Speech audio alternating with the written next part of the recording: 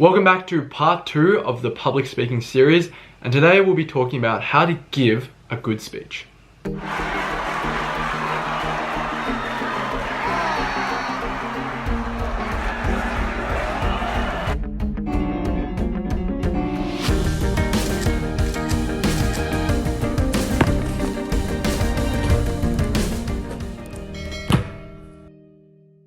Hi everyone, welcome back to the channel. My name is Darren and I'm about to begin my second year of med school at Monash University here in Melbourne, Australia. Last time we had a look at how to write a good speech and I used my year 12 speech as an example. Today we'll be talking about how to give a speech. Giving a speech is a really important skill in just talking to people, in giving impromptu speeches, public speaking, debating. It's just a really important skill, and it basically translates to all aspects of your life where you have to talk. Today's video will be broken down into 3 parts, and I'll be giving you guys some examples and using my own speech to illustrate these 3 parts to you guys. So the first part will be about body language, the second part will be about hand gestures, and the third part will be about intonation. Enjoy. Firstly, body language. Now I'll talk about body language in 2 parts. First, you have sort of general body language and also your eye contact. With general body language, if I had to capture the essence of it in one word, it would be confidence.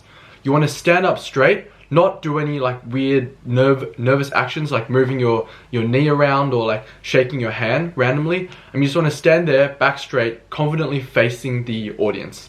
If you have cue cards, don't hold them in front of your face, don't hunch over them, and just hold them at a nice comfortable angle and face the audience.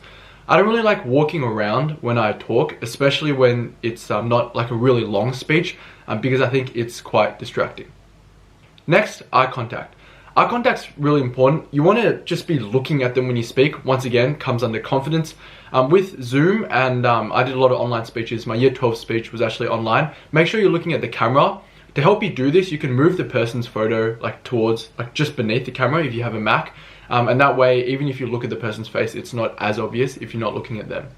For talking to large groups in an auditorium, I recommend just sort of looking at this group for a little while, then this group, then this group. I'm taking a bit of time with each, maybe like after a sentence or 2, switch from one group to the other. Don't move around too quickly because once again, it seems kind of suspicious and nervous. And also by looking around, you're giving everyone a bit of attention and keeping them attracted to your speech.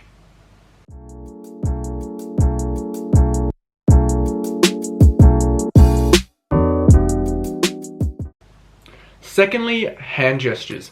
Now with hand gestures, you also have to be confident with them.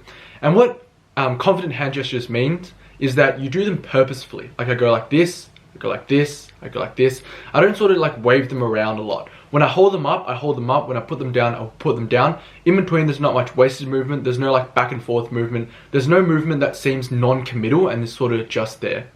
Also with hand gestures, you can use it to illustrate a particular point, and I'll give you an example of that now. Last term during PE, I was playing table tennis against one of my close friends. It was his serve, and as the ball bounced towards me, I felt this urgency within myself to finish the rally. So I smashed the ball back. Well, it went out. But for now, personally, every DM in isolation has felt like water flowing past me. I've tried grabbing it, I've tried taking it, I've tried seizing it. But as it is with water, that never works.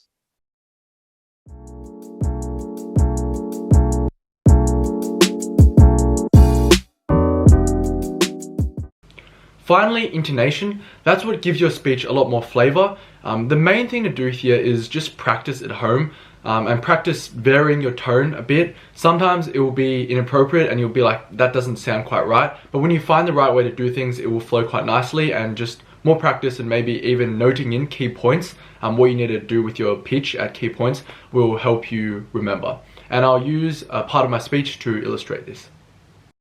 Let's focus on this part of my speech, and in particular where I list off all the things that Robert couldn't control. This is legitimately what I would do when I practiced. I would sometimes change up the way I said things, changed up my pitch, and would find the best way to say it. Sometimes it would be difficult for me to remember the best way to say it, and in that case I just noted it on the piece of paper. You can actually see here that I thought it was particularly important that I didn't forget to emphasize couldn't, so I actually underlined it.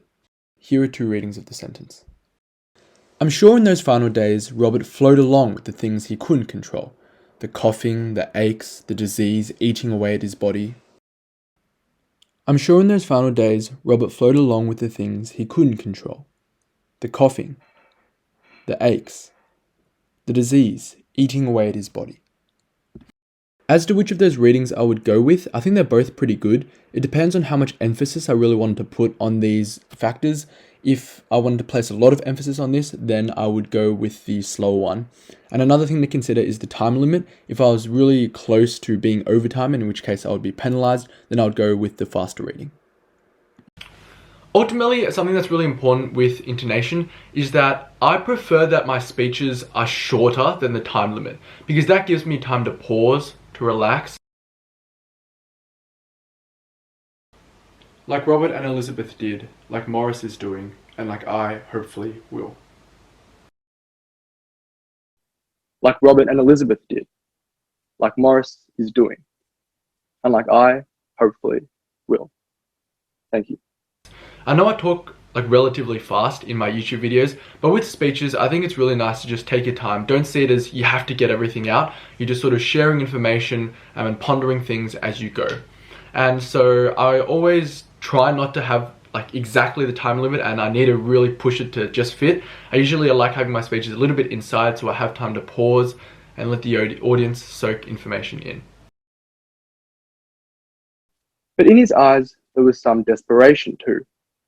Every week he'd be eager to chat with me, but beneath it all, there was an undertone of sadness, that he wasn't able to remember every single friend he made, or every laugh he shared, or every hardship he endured.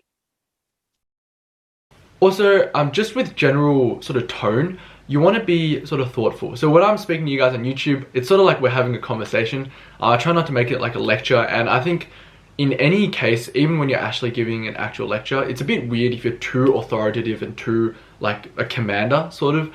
Especially when you're giving a speech to people who are your age, to your teachers. You don't want to make it seem like you're this teacher who's giving them information, giving them the commandments, like you know everything and you're just passing it down to them. But you just want to be like, you're just sharing your thoughts with them, you're asking them to consider these points, and that kind of tone, I think, is much better and much more pleasant to listen to. Let's have a look at two different readings of that middle sentence that begins with "but I think." By the way, it's important to note that to achieve a more conversational and pleasant tone, the way you write your speech is really important as well. As you see, I've started this sentence with "but I think," and I do that to pose this question as a thought that I'm considering, rather than something I'm forcing the audience to think about. But it's important to ask, what does it mean to seize the day? But I think it's important to ask, what does it mean to seize the day? Thank you guys for tuning into today's video. I hope you've enjoyed it, and I hope you can apply these things such as confident hand gestures and intonation into your daily lives, conversations, and debating, public speaking, whatever you may be participating in. The main thing is, honestly, just be confident. Don't seem kind of shady, but be very open, very confident when you speak. If you have any requests for videos breaking down skills such as public speaking, or if you're a fellow public speaker, debater, and you just want to drop your thoughts, feel free to do that in the comments below. Otherwise, I look forward to seeing you all next time.